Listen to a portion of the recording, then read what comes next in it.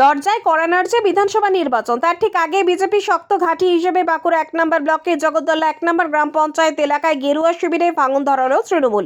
ভোটের মুখে ওই পঞ্চায়েত এলাকার প্রায় 250টি পরিবার গেরুয়া শিবির ছেড়ে যোগ দিল ঘাসফুল শিবিরে।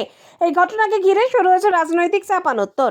বাঁকুড়া বিধানসভা জগদ্দলা 1 নম্বর গ্রাম পঞ্চায়েত বিজেপির শক্ত ঘাঁটি হিসেবেই পরিচিত। এই গ্রাম পঞ্চায়েত এলাকা থেকে 2019 সালের লোকসভা নির্বাচনে 4305, 2021 বিধানসভা নির্বাচনে 1214 ও 2024 সালের লোকসভা নির্বাচনে 1633 ভোটে লিড পায় বিজেপি। কিন্তু এবার সেই গেরুয়া শিবিরেই বড়সড় ভাঙন।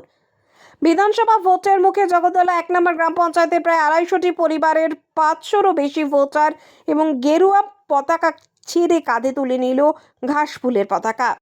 তাই এই দলবদল। টুম্পা বাউরি নামে একজন বলেন, এদিন বিজেপি আমাদের কোনো উন্নয়নে সাহায্য করেনি, তাই আমরা তৃণমূলে এসেছি।